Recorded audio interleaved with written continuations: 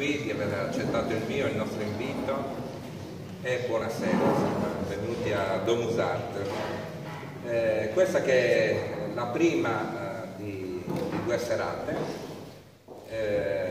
di una serie di eventi che si chiamano De Connosci. Ho voluto mettere questo nome.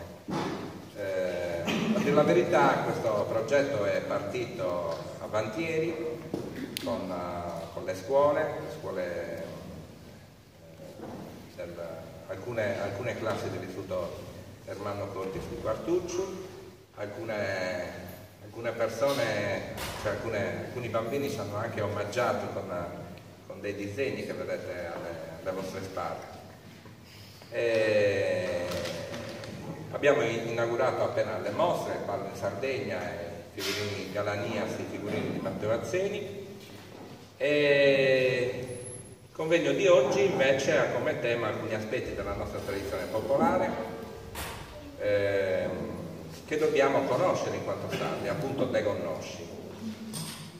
E per l'occasione ho invitato, e ringrazio per essere presenti, delle persone che hanno sondato questi argomenti da più punti di vista.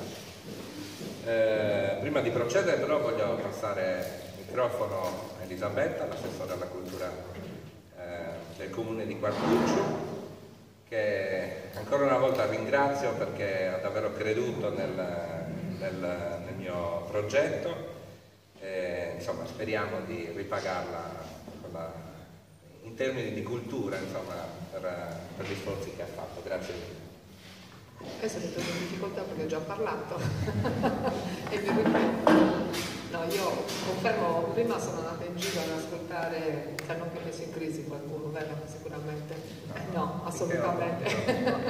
Però comunque a prescindere, io ripeto la mia felicità e la mia convinzione di aver fatto una scelta giusta, assolutamente, proprio come dicevo prima, per l'importanza che ha proprio la tradizione che appartiene alla nostra terra. Io non parlo di Quartuccio ma parlo proprio della nostra Sardegna. E io ritengo appunto che la cultura del popolo sardo si sia sviluppata proprio anche attraverso il ballo, attraverso quelle che sono le tradizioni, i nostri costumi. Giustamente dicevamo prima con Andrea, il ballo è una grandissima espressione di cultura, una delle prime espressioni di cultura proprio della nostra terra, ed è un mezzo attraverso il quale tutti riescono a dare il massimo di se stessi, ad esprimersi nel migliore dei modi. Soprattutto io dicevo ad Andrea, attraverso il ballo si viveva la vita diciamo sociale del nostro paese. Io ricordo anche da bambina, quando per le feste delle patronali il ballo sardo, i momenti del ballo sardo erano momenti di aggregazione, di socializzazione, ed erano anche quei momenti in cui qualcuno magari poteva mettere anche in mostra il suo bell'abito, il momento di festa. Quello che a me ha colpito tantissimo, ed è questo uno dei motivi per cui ho voluto assolutamente questo momento, è proprio il fatto che sta ritornando l'amore per le nostre tradizioni.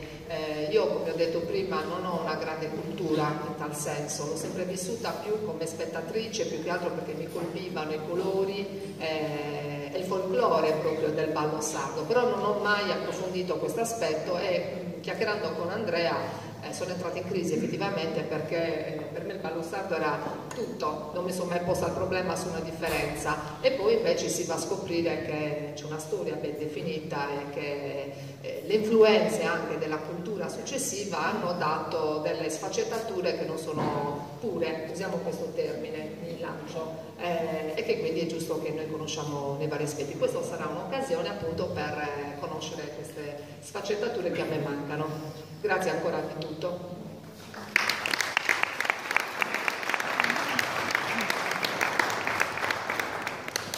Allora, grazie Elisabetta. Dunque, a me il compito di introdurre questo convegno lo faccio partendo da quello che è successo da 7 anni a questa parte, insomma. Sono un po' emozionato, lo devo dire, torno a Quartuccio dopo 7 anni. 7 anni fa l'ho presentato per la prima volta qui, sempre a Domus Art, il mio libro. Da quell'anno diciamo che le idee contenute nel mio libro hanno viaggiato parecchio,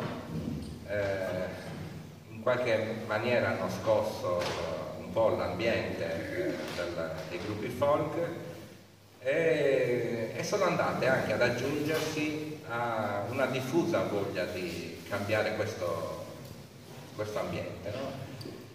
E di, come dire, rappresentarlo in modo nuovo. Io come tanti sentivamo il forte bisogno di rappresentarlo in modo nuovo, questo folklore, e non il solito folklore fatto per i turisti. E in effetti tante cose sono cambiate in 7 anni. Anche io, pur non appartenendo a nessun gruppo folk, ma collaborando con molti di questi, come dire, ho condiviso le mie ricerche, ho avuto modo di accorgermi che c'era una grande voglia di cambiare, c'era molta voglia di approfondire, molta curiosità. E rendere questo ambiente culturalmente all'altezza, diciamola così, va. Se 7 anni fa c'erano pochi gruppi che avevano avviato delle ricerche, cercavano di proporre un altro tipo di folklore, adesso la realtà palesa che ce ne sono davvero tanti di più.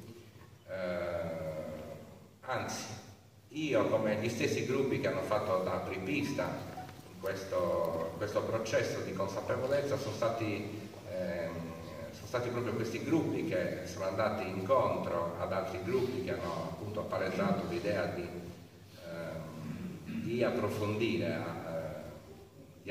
appunto e appunto indicare anche come iniziare questo percorso che non è semplice. E dico finalmente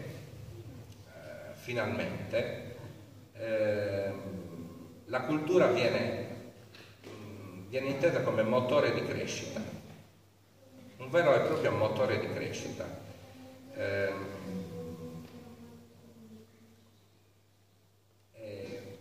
Uso un termine un po' duro, e anche per, come dire, per trasformare le prigioni della paura in spazio di verifica, confronto.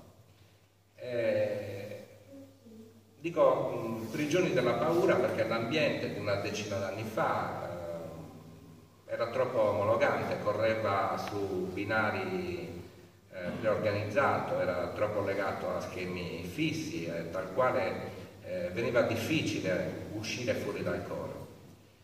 Io questo l'ho vissuto da dentro, io sono una persona che proviene da questo ambiente, e anche io tempo fa, quando non avevo le consapevolezze di oggi, ragionavo su quelle che erano le mie conoscenze, purtroppo fondate per la gran parte sul si dice che si è fatto sempre così. E nel momento in cui tu proponevi qualcosa di diverso, insomma, le critiche ti piovevano addosso anche in maniera piuttosto marcata. Oggi devo dire che abbiamo in qualche modo spianato la strada a quei gruppi che intendono cambiare. È importante non farvi sentire che non sono più soli, sebbene comunque la strada sia difficile e capita che qualcuno di questi gruppi torni indietro sui suoi passi. Abbiamo poi sovvertito in qualche modo una tendenza che era quella di nascondere. L'abbiamo sovvertita con la condivisione. Prima chi aveva abiti, chi aveva delle foto, chi aveva condotto delle ricerche, spesso non le condivideva, restavano chiuse nei cassetti come lettera morta, inutile erudizione. Abbiamo cominciato a condividere il nostro materiale, le foto, abbiamo reso pubblico le nostre ricerche e abbiamo in qualche modo innescato un processo di crescita sociale. Abbiamo presentato le nostre ricerche agli esami di esperti, qualche volta ce le hanno corrette, ma prima è una cosa che accadeva raramente. Uno, perché l'ambiente non proponeva degli approfondimenti per trasformare il folklore, sebbene ci siano state anche altri tentativi, poi ne parleremo anche con Tonino, ma oggi comunque gli esperti sono più disposti ad aiutarci, ma soprattutto perché abbiamo presentato forse delle ricerche un po' delle ricerche di qualità, insomma. E poi insomma la condivisione è importante, altrimenti si resta sempre fossilizzati sulle proprie idee, sulle proprie convinzioni. A proposito di condivisione mi viene in testa Gianmario De Martis, che oggi non è qui presente, ma vi porto i suoi saluti, perché segnalo il dottor Gianmario De Martis, perché comunque per me è stata una persona illuminante, per me come tanti altri, perché con molta pazienza ci ha dato degli insegnamenti, delle indicazioni, e si è rapportato con noi perché comunque già avevamo portato avanti delle ricerche di un certo spessore che prima magari mancavano. E non solo, Gianmario De Martis è una persona che ha messo in comunicazione tutte quelle persone che come me hanno portato delle ricerche anche in ambiti diversi. E poi mi piace citare un fatto che è successo di recente a proposito di condivisione. Non più di una settimana fa Cristiano Cani ha pubblicato una foto. Ha pubblicato una foto che ritraeva tra le altre persone un suonatore di Launeddas che aveva partecipato all'esposizione etnografica del 1911 a Roma.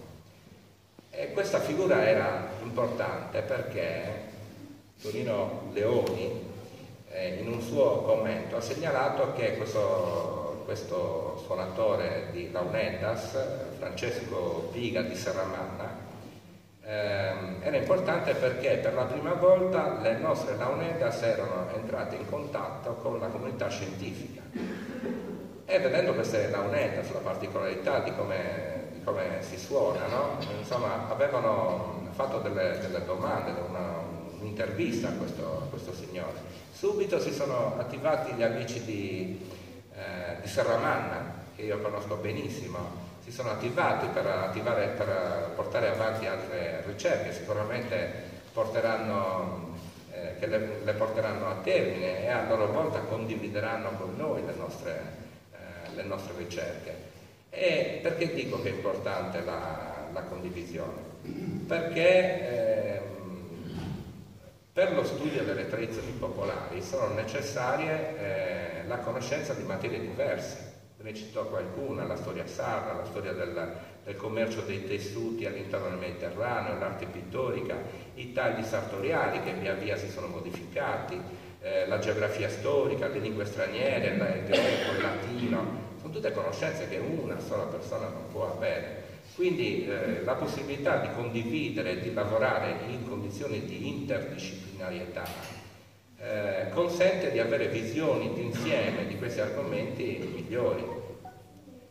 Ed è proprio da questi argomenti, cioè dalle fonti storiche, letterarie, orali e dai ragionamenti che è utile fare su questi argomenti, che è fondato il nostro modo di vedere il folklore. Alcuni di questi ragionamenti saranno offerti dai relatori che vi voglio presentare: Cristiano Cani,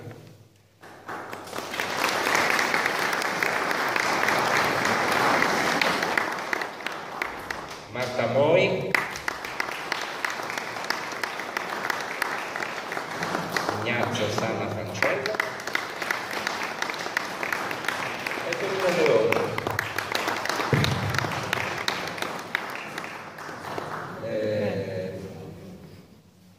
Aggiungo solo una cosa, lo sottolineo sempre: se noi ci siamo attivati con queste ricerche, da un lato eravamo stanchi, insomma, di vedere questo folklore presentato in maniera forse non troppo idonea, e poi Le nostre ricerche sono scaturite da nostri errori che abbiamo commesso in passato. Con tanta umiltà siamo tornati indietro sui nostri passi, abbiamo riconosciuto, da lì siamo ripartiti e poi siamo andati avanti e ci siamo rifiutati di accettare passivamente questi modelli imposti che aveva sviluppato il mondo del folklore e che ci hanno regalato la voglia di essere finalmente liberi, non legati a nessuno, di crescere, liberi di crescere, esplorare, conoscere e spezzare appunto queste catene degli schemi e degli stereotipi. Con questo non andiamo contro nessun altro organismo che presenta un altro tipo di folklore, però crediamo che attraverso un folklore che poggia le sue basi su fonti storiche, letterarie, iconografiche e fotografiche, presentiamo un folklore con più tratti identitari in ciò che esibiamo. Vi ringrazio per l'attenzione e adesso vi presento la prima relatrice,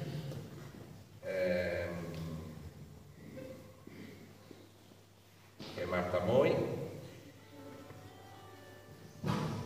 È un'amica, un'artista, sono orgoglioso di averla sottratta al mondo a cui appartiene, che è il mondo dell'arte, anche solo per un momento.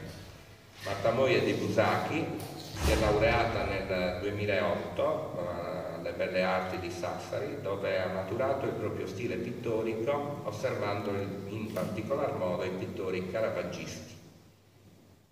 La sua grande passione per il vestiario tradizionale e le sue indagini stilistiche verso il caravaggismo spagnolo la portano a incentrare la sua tesi di laurea sullo studio e la ricerca delle influenze della cultura spagnola nel vestiario tradizionale sardo, che la porta a partecipare da relatrice alla prima edizione di Sestos a Ittiri. Di recente, nel 2017, ha partecipato e vinto alle selezioni romane indette dall'Associazione Culturale Morsi d'Arte di Roma, classificandosi al primo posto. Insomma, è un orgoglio anche per noi sardi. Facciamoli un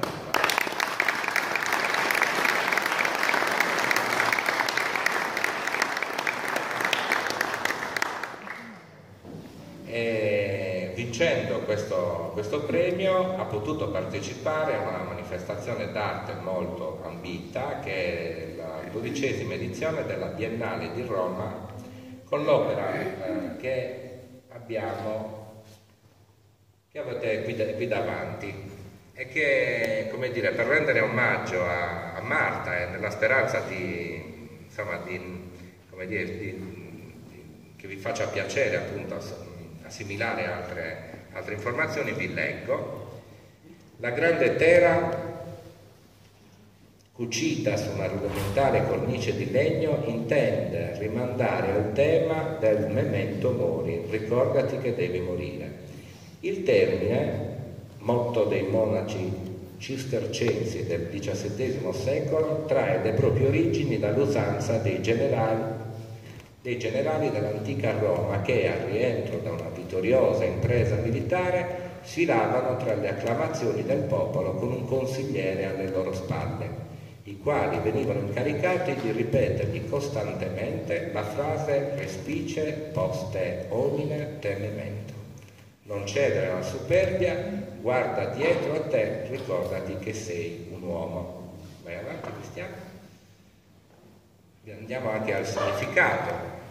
Un imperioso gallo prevade e domina la superficie della tela, la sua bellezza, la superbia e la maestosità del suo piumaggio viene messa in mostra, manifestando a chi osserva tutta la sua potenza.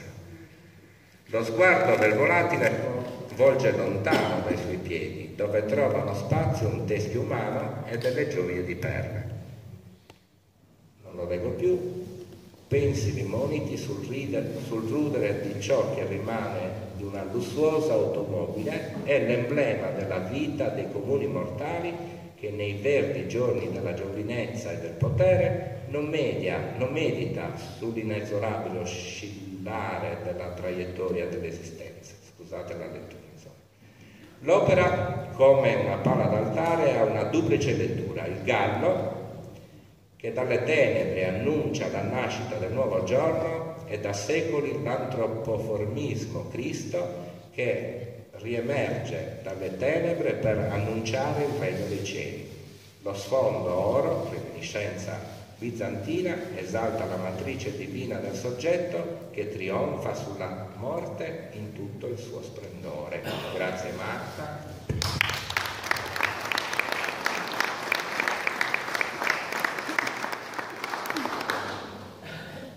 Bene, ora cedo la parola a Marta che ci presenterà la sua relazione intitolata L'ingannevole persuasione delle iconografie.